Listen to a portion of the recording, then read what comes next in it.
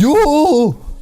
C'est enfin la dernière vidéo sur les fiches, on y a réussi. Après je fais juste vite fait la circuit et on sera bon. Cette fiche elle est intitulée stabilité et trajectoire, elle est en 5 parties que je vais lire sur ma feuille. Alors l'effet gyroscopique, le contre-braquage, la force centrifuge, l'évitement et les virages à moto. Les virages à moto, c'est bien. La rotation de la roue entraîne l'effet gyroscopique qui a pour effet de garder la roue droite et lancée, mais ce qui a également pour effet de rendre beaucoup plus difficile la modification de l'axe de rotation de la roue. C'est le principe de la toupie, hein, une toupie c'est l'effet gyroscopique, voilà. Et pour contrer ça, justement, on pousse le guidon aussi fort qu'il le faut, on appelle ça le contre-braquage. En gros, pour aider la moto à aller dans le virage, on pousse le guidon du côté du virage, c'est-à-dire que si vous avez un virage à droite, moi ma droite elle est là, hein.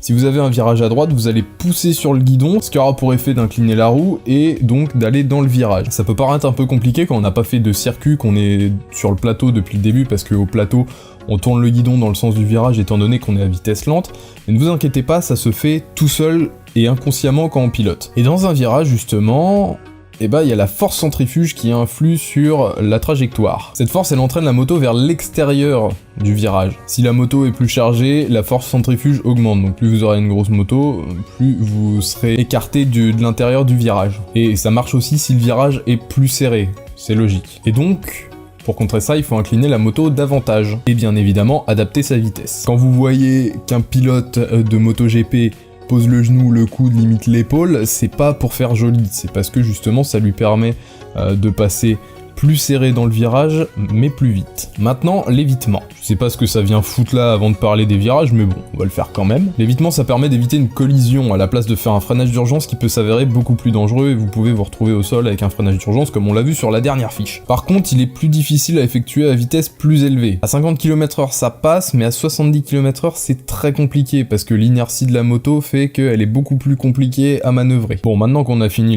l'évitement, hein, c'était rapide, on passe au virage à moto et ça c'est vachement cool. Premièrement, attention à la visibilité du virage. Faut prendre en compte l'état et la largeur de la route, voir s'il y a présence ou non de véhicules sur votre voie et sur la voie d'en face, mais également l'importance du virage. Et ça m'est déjà arrivé de me retrouver quasiment par terre parce que j'avais mal jaugé un virage, je suivais quelqu'un qui connaissait très bien la route, qui savait que juste après il y avait un rond-point, et moi je savais pas, du coup je débaroule là-dedans comme un taré. J'ai dû utiliser ma moto comme un super mode, sinon je finissais dans le mur, voilà. Ou alors les virages qui se resserrent, vous savez un virage qui fait comme ça, et puis d'un seul coup, voilà. Tout ça c'est des pièges à éviter, donc vraiment en virage faites gaffe, si vous connaissez pas les virages par cœur. Et du coup, il faut adapter sa vitesse, ce qui est logique si on veut pas aller dans le décor. Mais il faut également prendre de bonnes trajectoires. Alors, ce qu'il faut faire, et ce que j'ai appris lors d'une journée avec la gendarmerie moto, c'est que si vous avez un virage à droite, vous allez vous mettre le long de la ligne médiane en laissant peut-être ça, hein, de battement pour éviter de vous manger les bagnoles,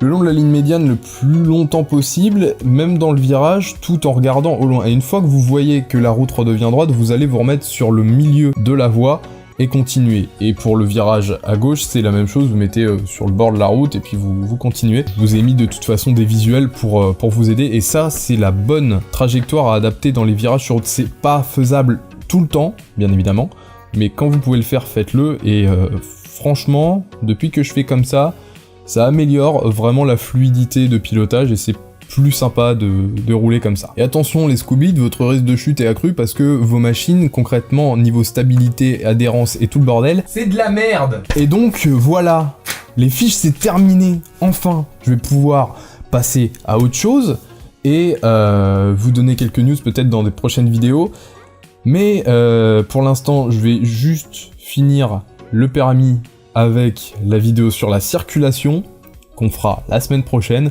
Mais d'ici la prochaine vidéo, moi je vous dis prenez soin de vous, ciao tout le monde, and ride safe.